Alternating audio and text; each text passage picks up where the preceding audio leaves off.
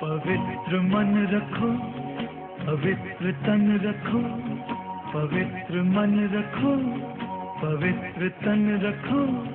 पवित्रता मनुष्यता की शान है, जो मन वचन कर्म से पवित्र है, वो चरित्रवान ही यहाँ महान है। पवित्र मन रखो, पवित्र तन रखो, पवित्रता मनुष्यता की शान है, जो मन वचन कर्म से पवित्र है, वो चरित्रवान ही यहाँ महान है।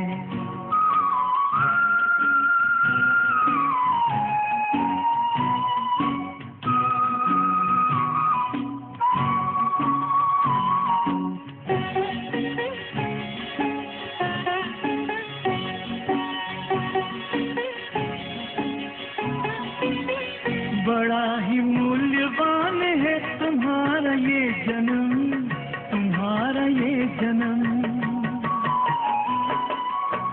बड़ा ही मूल्यवान है तुम्हारा ये जन्म, तुम्हारा ये जन्म। जगत की कर्म भूमि में करो भले कर्म, करो भले कर्म। अच्छे रखो विचार, उत्तम करो व्यवहार, अच्छे रखो विचार, उत्तम करो व्यवहार।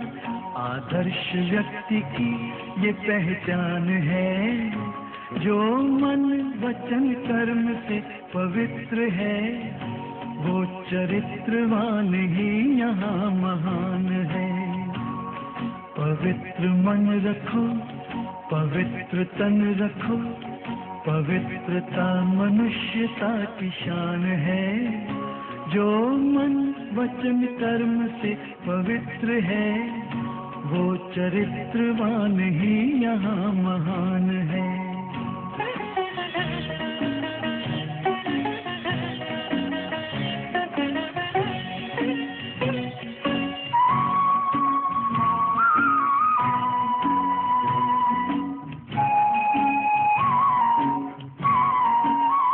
तुम अपनी आँख में अमृत रखो, विमल विमल सदा विमल विमल। अपनी आँख में अमृत रखो विमल विमल, सदा विमल विमल। तुम्हारी वाणी में माधुर्य हो सरल सरल, सदा सरल सरल।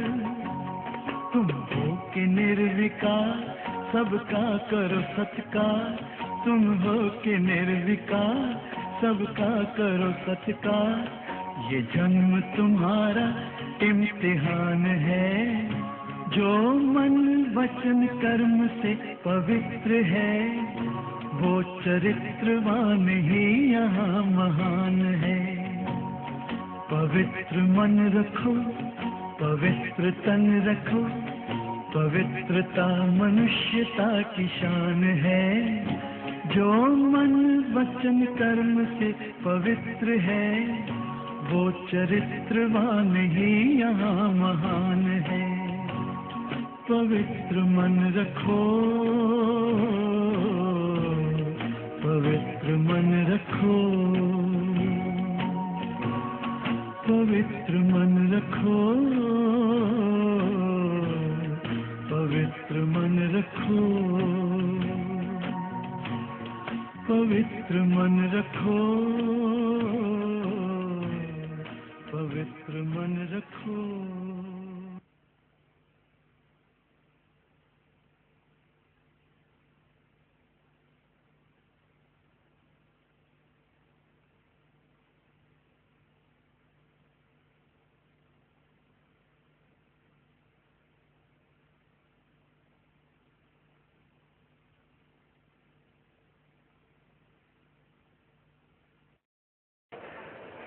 ये मुरली चल रही थी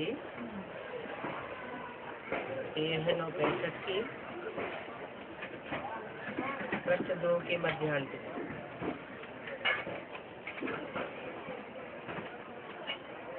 बात चल रही थी सबसे पुराना नंबर 1 दुश्मन है रावण। बाप आकर बतलाते हैं रावण रूपी 5 विकारों पर विजय पानी है।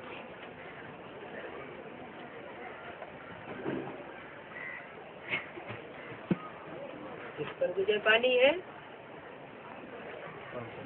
वो 5 विकार हैं, उन पर विजय पानी है। कोई मनुष्य पर विजय नहीं पानी है। विकार तो हमारे अंदर है ना, तो वो दुश्मन हमारे अंदर ही बैठे हुए हैं, उन पर विजय पानी है।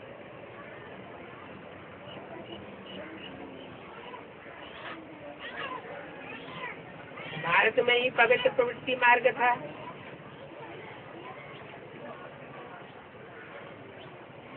चढ़ती कला थी और 16 कला संपूर्ण थी। फिर 14 कला हुई, उतरते उतरते अब कोई कला नहीं रही। अभी 84 का चक्कर पूरा हुआ। अभी बाप आकर फिर से तुमको स्वर्ग के लायक बनाते।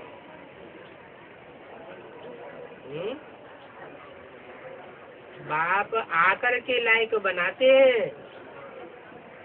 ऐसे नहीं कहा कि बाप आते हैं, ज्ञान सुनाकर चले जाते हैं, फिर तुम अपने आप दीदी दादी दादाओं की मत पर लायक बन जाते। ऐसे नहीं कहा। क्या कहा?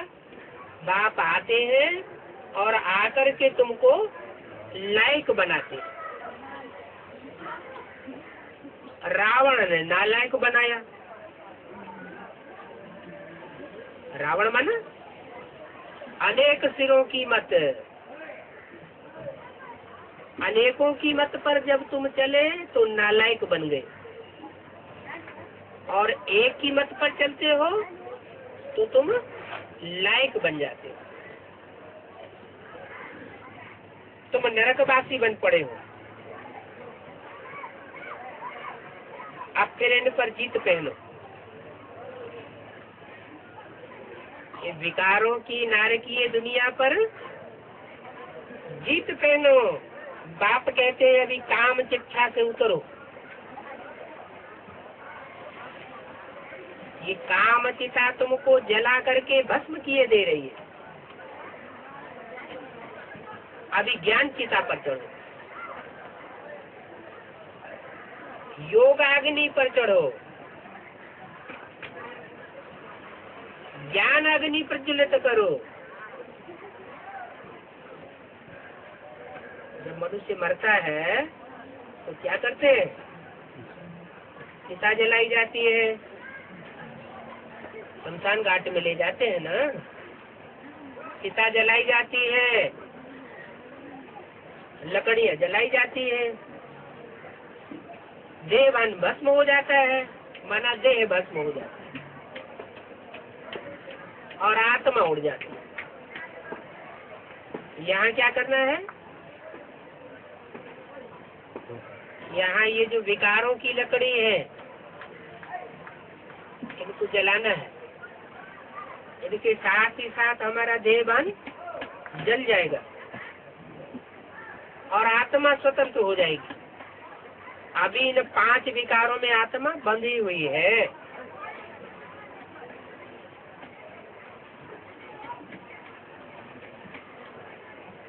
काला मुंह तो तुम्हारा पहले से ही है। अब अगर तुम काम चिता पर बैठेंगे तो और ही काला मुंह हो जाएगा। फिर गोरा बनाने वाला कोई भी नहीं मिलेगा। क्या? अभी ज्ञान में आने के बाद अगर काला मुंह करते रहे और बाप वापस चला गया तो जो काला मुंह तुम्हारा बन जाएगा उसको गोरा बनाने वाला कोई भी नहीं रहेगा। फिर कल्प कल्पांतर के लिए तुम काले मुंह वाले ही रह जाओगे। अभी तुम सुंदर बनते हो, जो कल पहले सुंदर बने होंगे वो ही बनेंगे। परम पिता परमात्मा ने प्रजापिता ब्रह्मा द्वारा मनुष्य सृष्टि रची।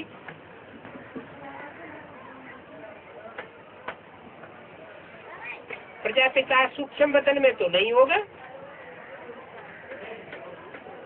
क्या कहा? प्रजापिता प्रजा के साथ होगा। प्रजा साकार सृष्टि पर होती है या सूक्ष्म वतन में होती है? प्रा माना प्रकष्ठ है और जा माना जन्म लेने वाली। जिसने प्रकष्ठ रूप से ज्ञान में जन्म लिया वो प्रजा इस सृष्टि पर ही होती है। तो जब प्रजा यहाँ है तो प्रजापिता भी यहाँ इसी सृष्टि पर होगा। वो ब्राह्मण समझते हैं कि प्रजापिता सूक्ष्म वतन चला गया।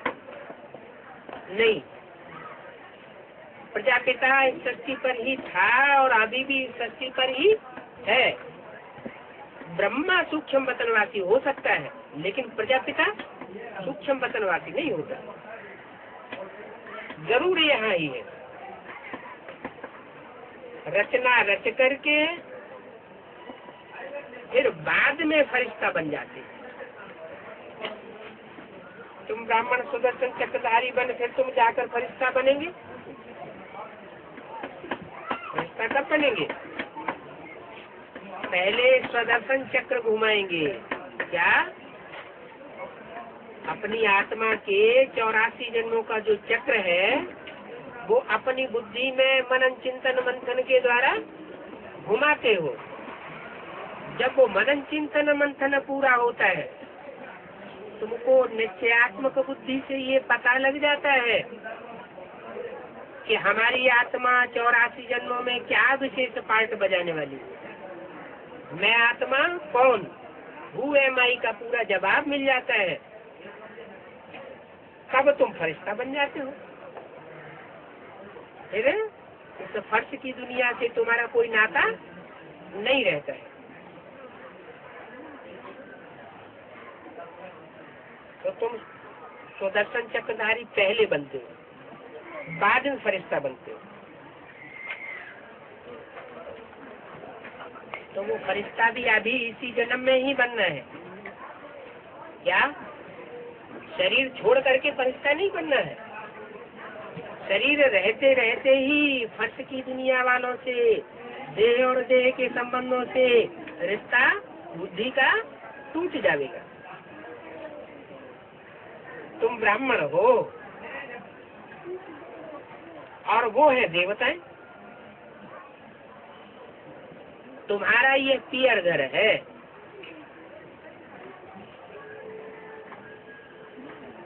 मायका कहते हैं ना, मायका माता का घर है, माता पिता का घर है।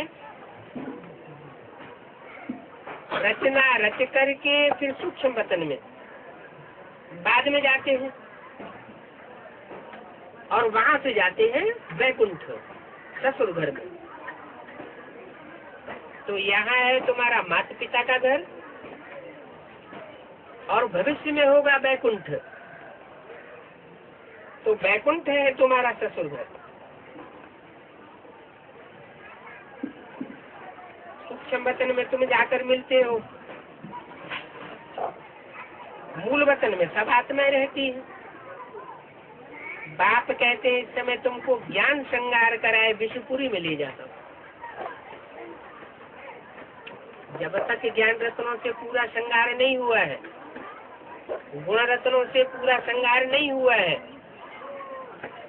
तब तक तुम विष्णु की पुरी में वैकुंठ में नहीं जा सकते।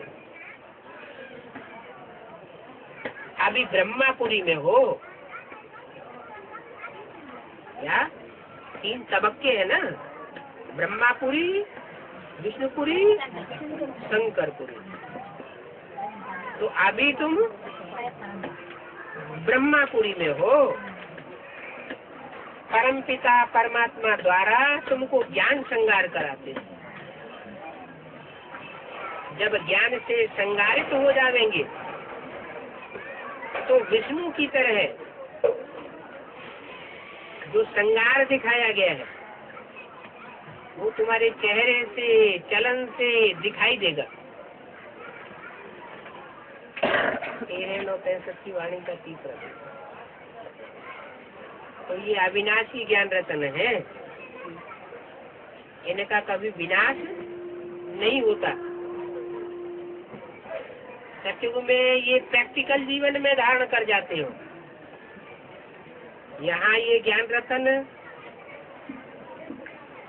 सुनने सुनाने में तो आते हैं, समझने समझाने में भी आते हैं,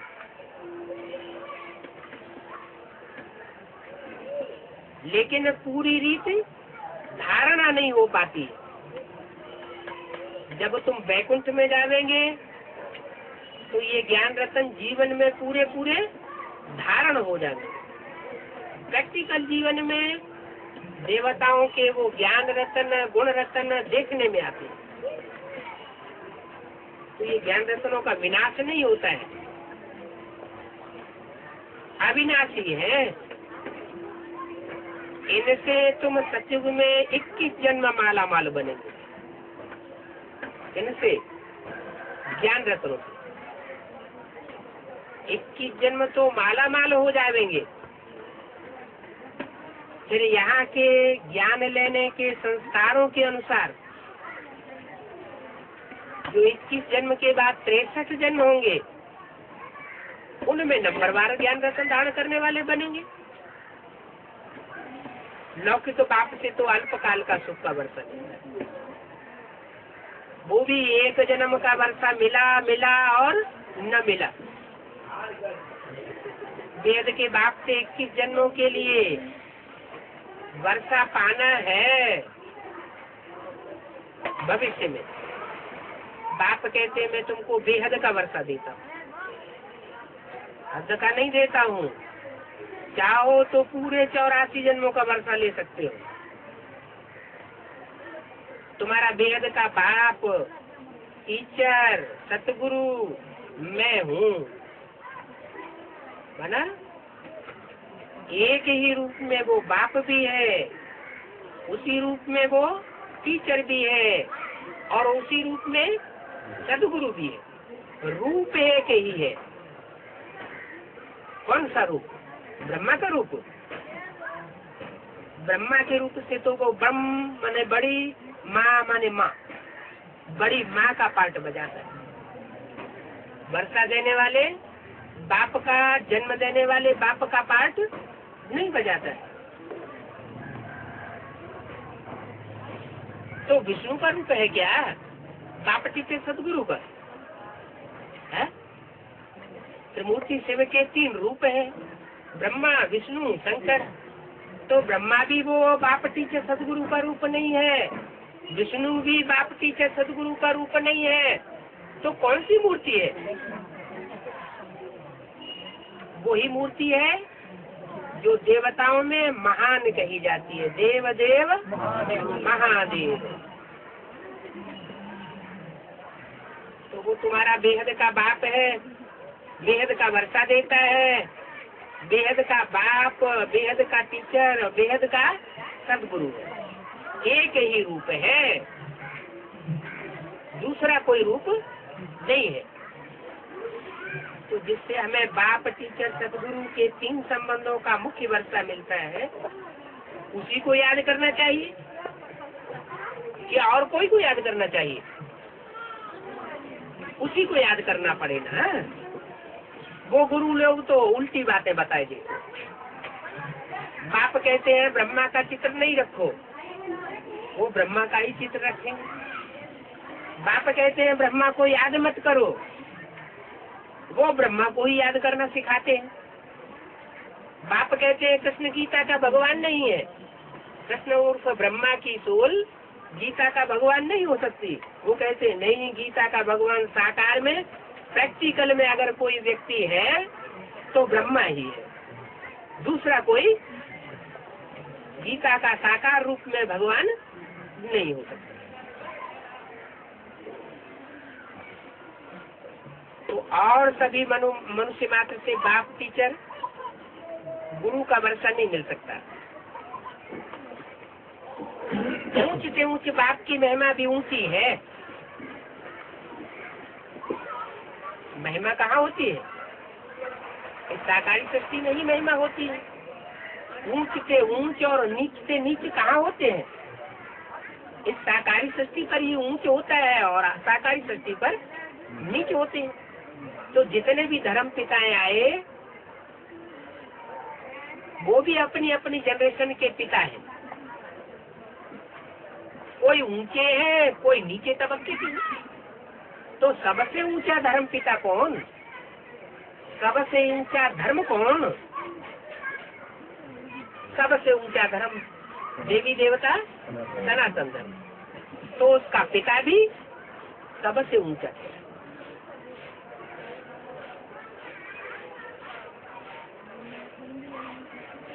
तो गाते हैं, गॉड फादर को सभी बतलाते रहते हैं, आकर के हमारी सदगति करो। सभी विषय सागर में गोते खाते रहते हैं। ये दुनिया है रौरव नरक। जैसे रौरव नरक नाली दिखाते हैं, उसमें कीड़े कुलबुलाते रहते हैं, एक दूसरे को काटते रहते हैं, एक दो में लड़ते गाली देते रहते हैं। बोलते हैं ये गधे का बच्चा, ए सियाल का बच्चा।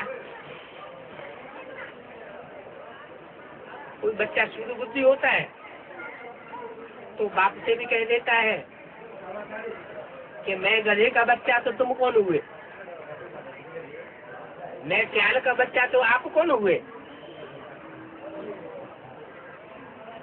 आजकल तो बहुत गालियां ही देते रहते हैं।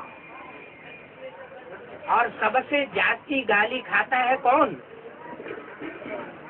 इस दुनिया में सबसे जास्ती कौन खाता है गालियां? शिव बाबा। शिव बाबा जब इस दुनिया में आते हैं तो लौकिक दुनिया वाले, ब्राह्मणों की दुनिया वाले, सरकार के लोग, विदेश वाले, देश वाले, सारे ही मिलकर के उसको गाली देते हैं। तो सबसे जास्ती गाली खाता है बाप।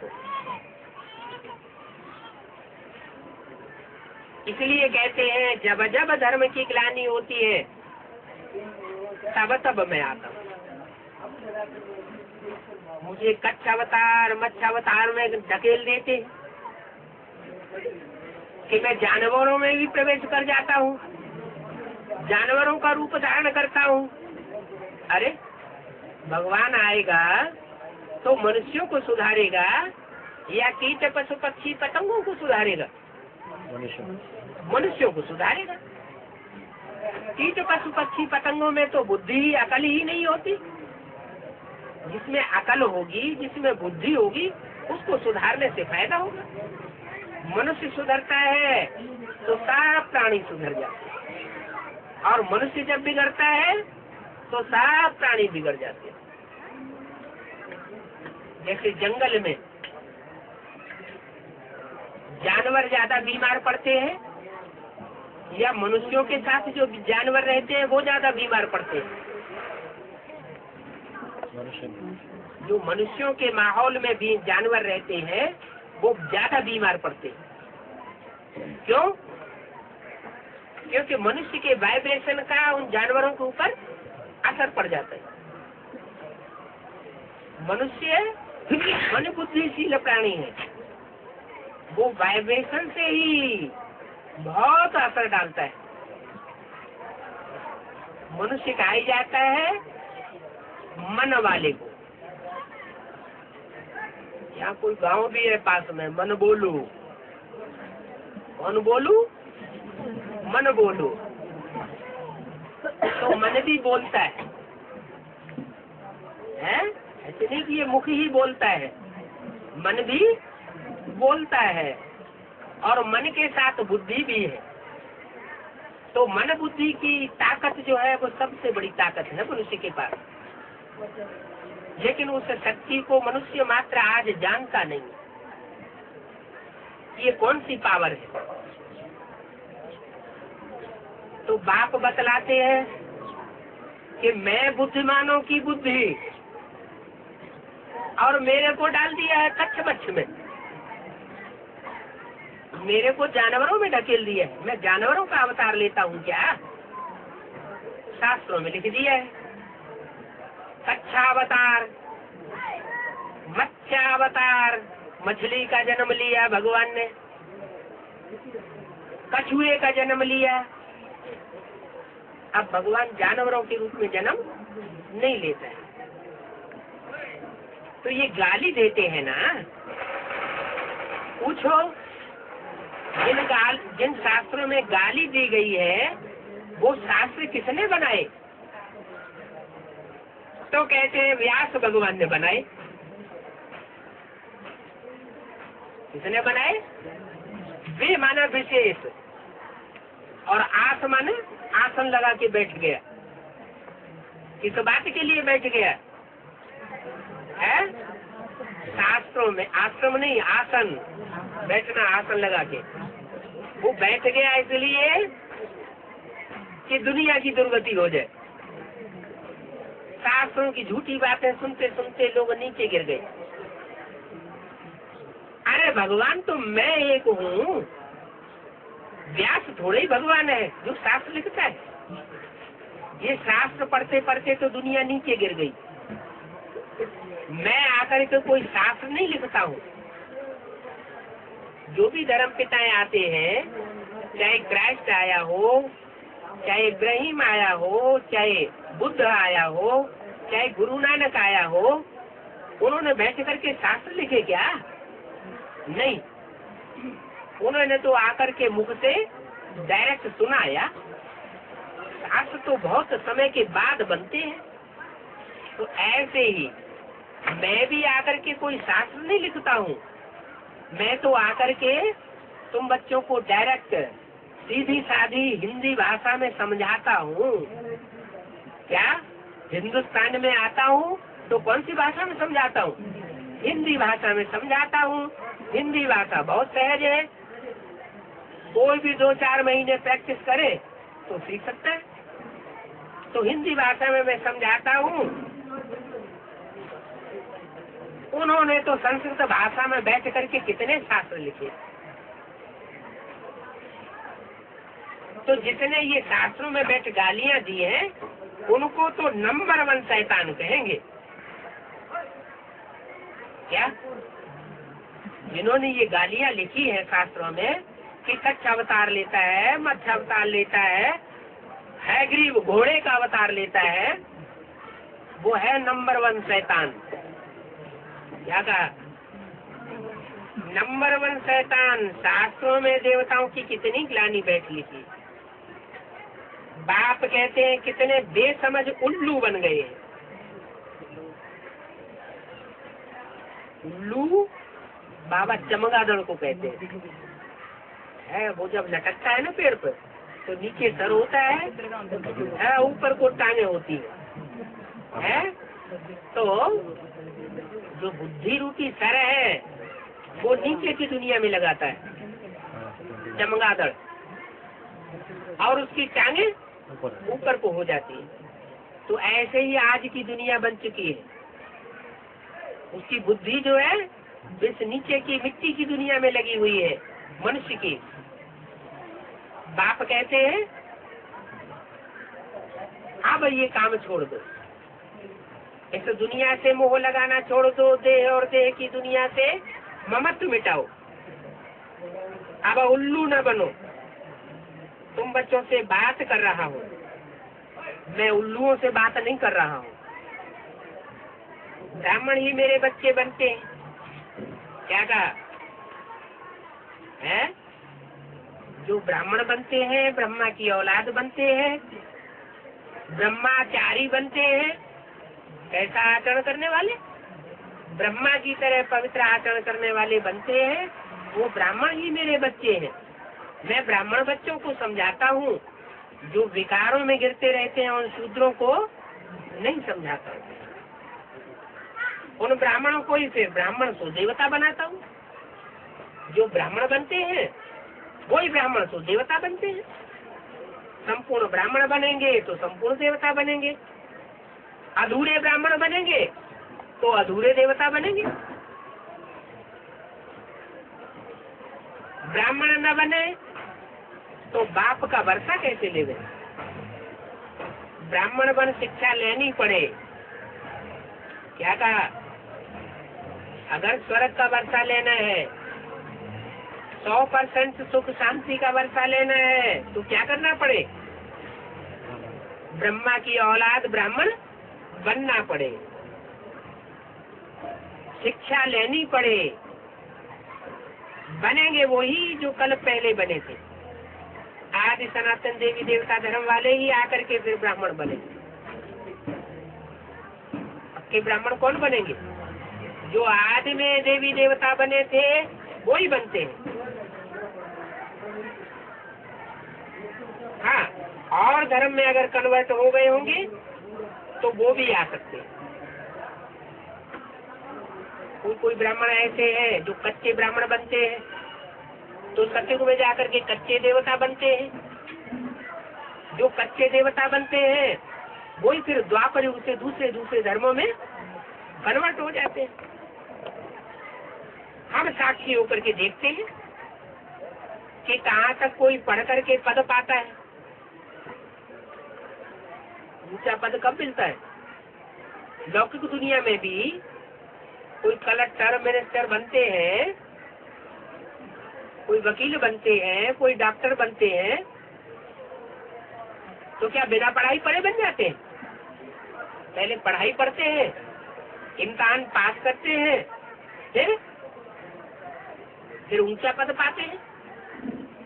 तो यहाँ भी बाप आकर जो पढ़ाई पढ़ाते हैं, इस पढ़ाई को जो ध्यान से पढ़ेंगे, रोज रेगुलर क्लास करेंगे, तो वो सतयुग और त्रेता में और द्वापर में और कलयुग में, चारों युगों में ऊंचे छोटे बड़े राजाएं और महाराजाएं बनते रहेंगे। वकीलों की पढ़ाई होती है, डॉक्टरों की पढ़ाई होती है, तो पढ़ करके बनते हैं। इन राजाओं को किसने पढ़ाई पढ़ाई? जो हिस्ट्री में छोटे बड़े राजाएं हुए हैं, इन छोटे बड़े राजाओं को किसने पढ़ाई पढ़ाई? कब पढ़ाई? कभी तो पढ़ाई होगी। ये राजाएं कैसे बने? इस संगम युग पर बाप आकर के ये पढ़ाई पढ़ाते और जन्म जन्मांतर के लिए राजाई का वर्षा देते। राजाई में बहुत सुख शांति होती है। तो हम देखते रहते हैं साक्षी होकर के कि कौन ठीक से बाप की पढ़ाई पढ़ रहा है, रोज पढ़ रहा है, और कौन कब कब छोड़ देते हैं, पढ़ाई पढ़ते ही नहीं। कौन रेगुलर पढ़ रहा है और कौन पंक्चुअल होकर के पढ़ रहा है। तो बाप साक्षी होकर के देखते रहते हैं। जो पढ़ेंगे वो ऊंचे पद पाएंगे। तुम बच्चों को बाप का परिचय सबको देना। क्या तुम्हारा काम है? बाप का परिचय तो सबको दो, कोई पढ़ाई पढ़े या न पढ़े।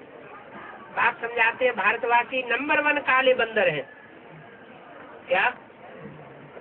और देशों में भी बंदर हैं, लेकिन नंबर 1 काले बंदर भारतवासी। काले बंदर मानो जिनका मुंह काला होता है, वो काले मुंह वाले भारत में होते हैं। नंबर 1 है, ये भी पता नहीं पड़ता है।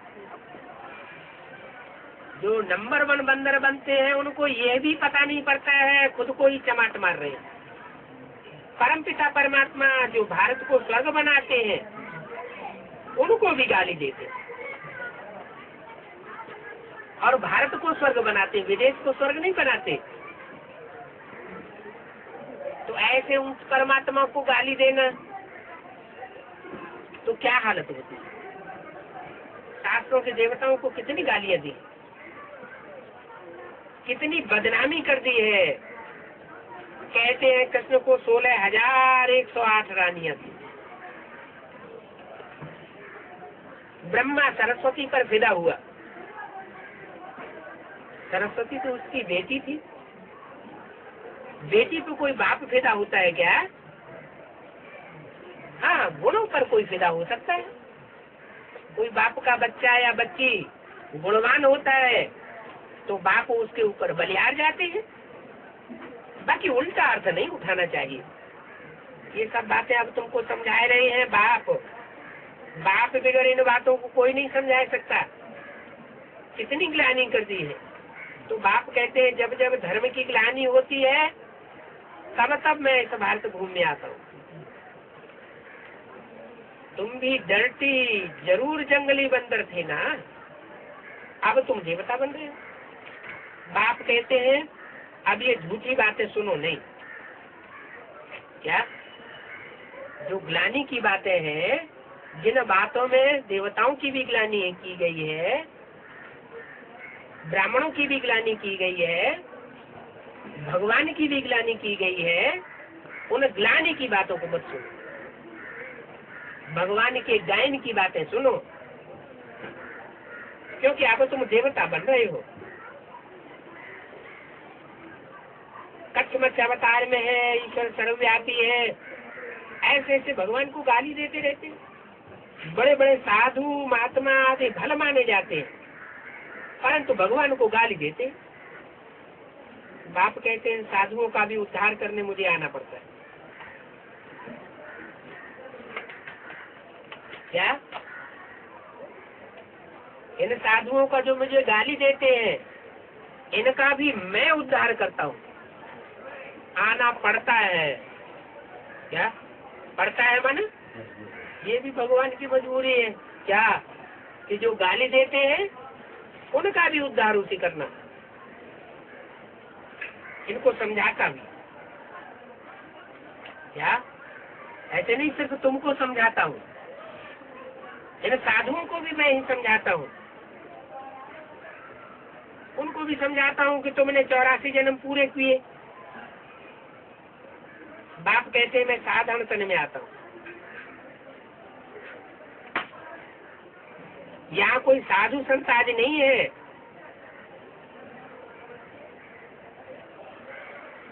तुम देवता थे, क्षत्रिय बने, अब फिर ब्राह्मण बन देवता बनते। उतरती कला करता है रावण, अनेक मतों वाला, अनेक सिरों वाला, और चढ़ती कला करता है राम। राम जिसमें परमात्मा शिव प्रवेश करते हैं वो चढ़ती कला में ले जाता है, और रावण उतरती कला में ले जाता है। राम एक है, क्या? राम एक है और रावण, रावण के अनेक सिर है। तो अनेक स्वरूप मिलकर के रावण बनते हैं। सबकी सदगति करने वाला एक है और सबकी दुर्गति करने वाले अनेक है। कोई राम कहते हैं, कोई शिव कहते हैं। राइट नाम शिव है, सदगति करने वाला राइटियस में शिव है, उसको रुद्र कहो। जो रौद्र रूप धारण करने वाला है, विकराल रूप धारण करने वाला है, उसको रुद्र भी कह सकते हैं। योग और ज्ञान है धन। योग से तुम अगर हेल्दी बनते हो, जो जितना योगी होगा वो जन्म जन्मांतर उतना ही शरीर से पावरफुल बनेगा, और जो जितना ज्ञानी होगा उतना ही धनवान बनेगा। यहाँ के ज्ञान रतन वहाँ के स्थूल रतन बन जाएगा। अभी तो नो हेल्थ, नो वेल्थ और नो हैप्पी, तो रिपीट होगा। तो जरूर भगवान ही आवेगा। जो कल पहले बने होंगे वही फिर बनेंगे, भगवान आकर बना देगा। ये है मनुष्य से देवता बनाने की पाठशाला। वो कॉलेज होते हैं, स्कूल होते हैं, उनमें मास्टर बनाए जाते हैं, वकील बनाए जाते हैं, डॉक्टर बनाए जाते हैं। और इस पाठशाला में क्या बनाया जाता है? मनुष्य से देवता बनाया जाता है। ये भगवान की पाठशाला है।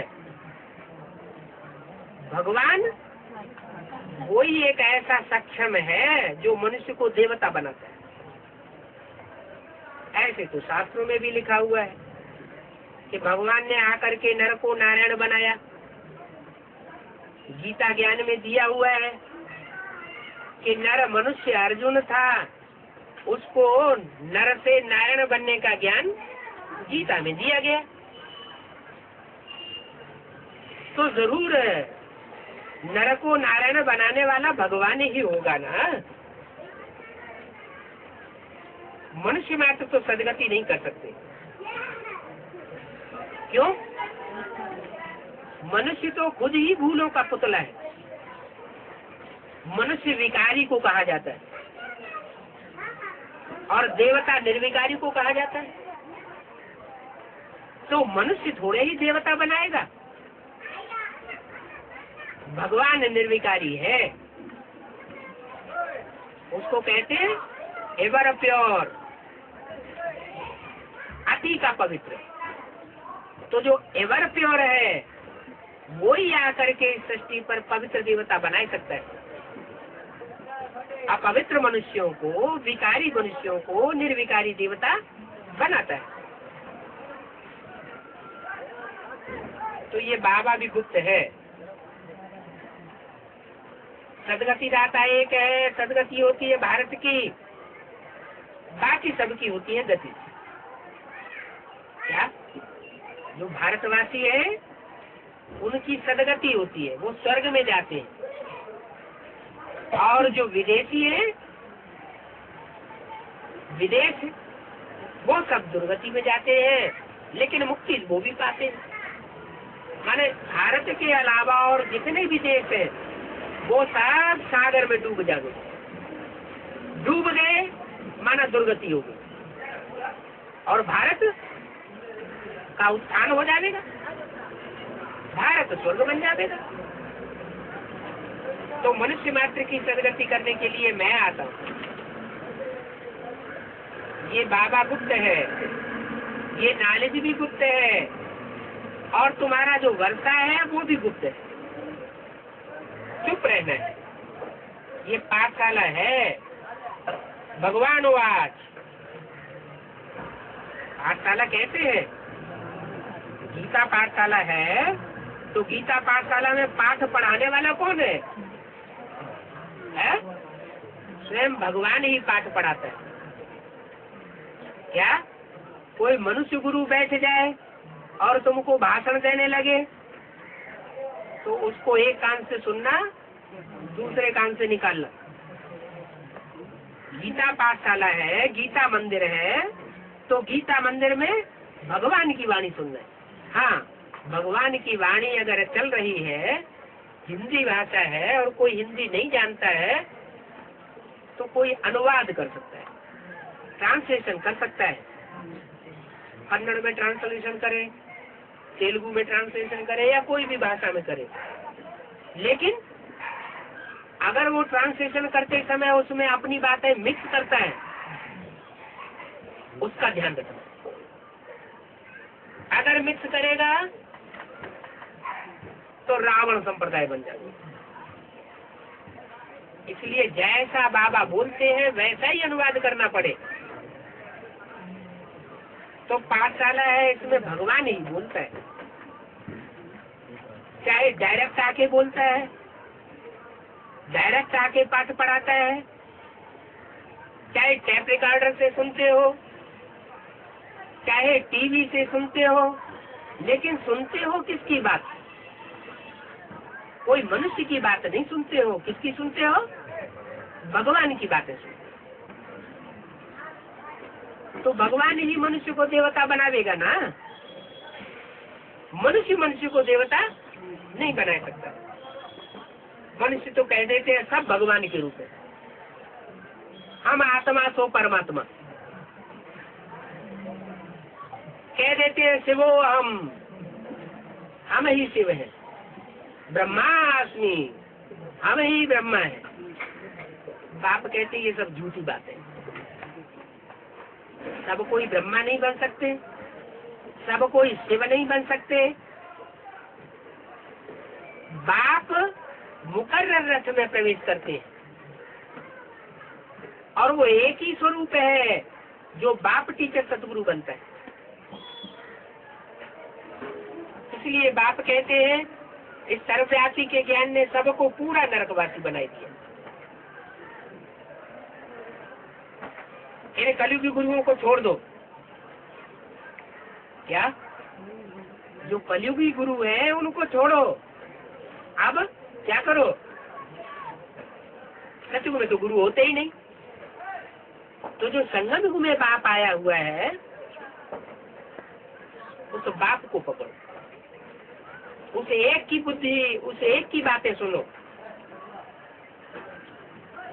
अब बाप आए वर्षा देने।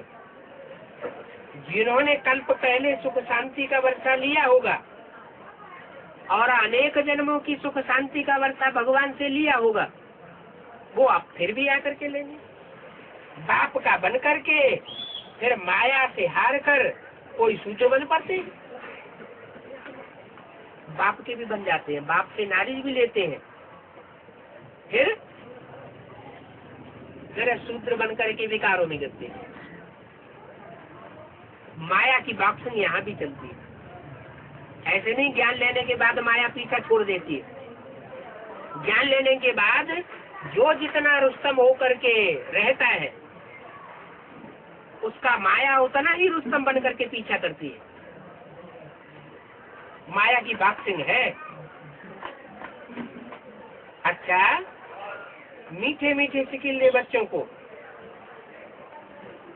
ऐसे बच्चों को, मीठे मीठे बच्चों को जो कड़वी बातें सुनाते हो उनको नहीं। याद प्यार भी किसको देते हैं? नमस्ते भी किन बच्चों को करते हैं? जो मिठास भरी वाणी सुनाते हो। क्या किसी को कड़वी भाषा न बोलते हो, ऐसे बच्चों को। और सिकील दे बच्चों को।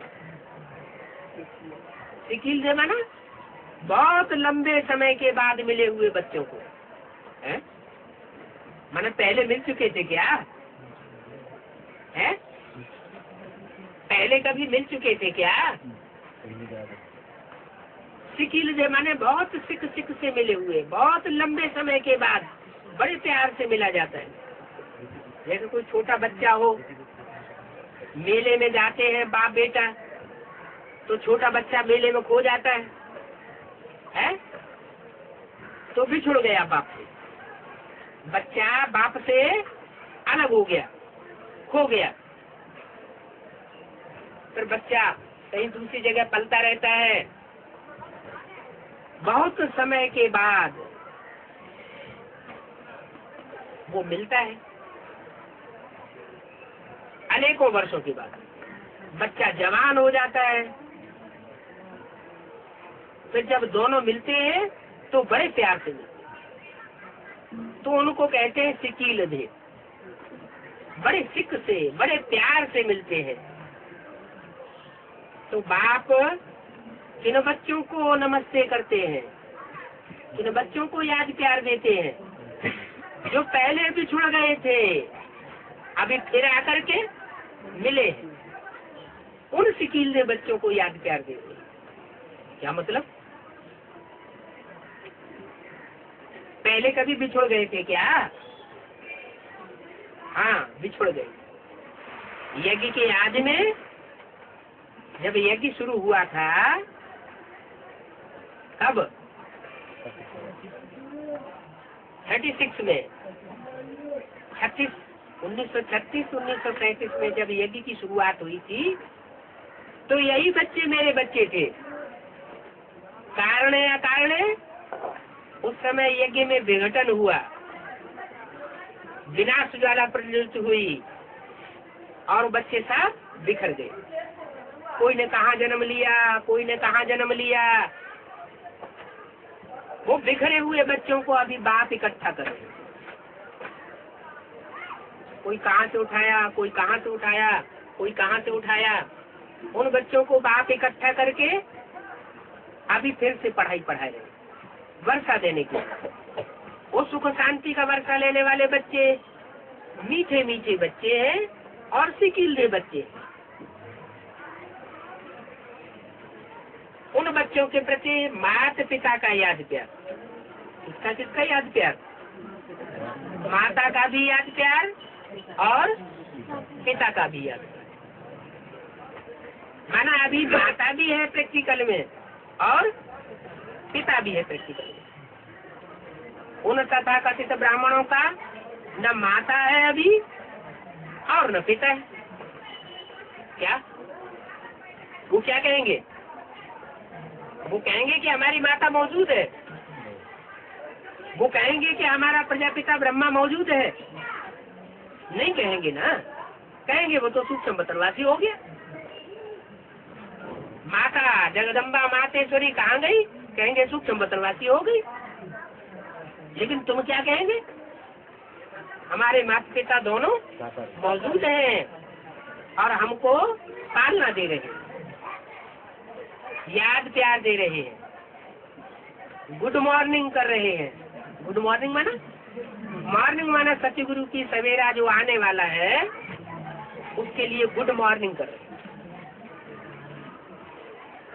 माउंट आबू में ब्रह्मा बाबा की सोल आती है, गुलजार दादी में, तो वो गुड मॉर्निंग करती है या गुड नाइट करती है? Good night. क्या करती है? गुड नाइट करती है। बाप गुड नाइट नहीं करते। बाप तो मुरली में बोलते हैं, बच्चे मेरे से कभी गुड नाइट नहीं करो। क्या? हाँ, गुड नाइट उससे किया जाता है जिससे अलग हुआ जाता है। क्या? गुड नाइट जिससे अलग हुआ जाता है उसको कहा जाता है गुड नाइट। तुम अपने घर जाओ, हम अपने घर जाते हैं। जैसे पति पत्नी होते हैं ना, हैं, हस्बैंड एंड वाइफ, तो वो जब सोने जाते हैं तो क्या आपस में गुड नाइट करते हैं? करते हैं गुड नाइट? वो नहीं करते गुड नाइट। क्यों? तो नहीं, वो तो बिछुड़ते ही नहीं, वो रात्रि में बिछुड़ते नहीं है, इसलिए गुड नाइट नहीं करते। तो बाप भी कहते हैं मैं गुड नाइट नहीं करता हूँ। क्या? मैं गुड नाइट नहीं करता हूँ, मैं तो तुम बच्चों को गुड मॉर्निंग करता हूँ, क्योंकि तुमको सतगुरु की सवेरे में ले जाता हूँ। अच्छा, ओम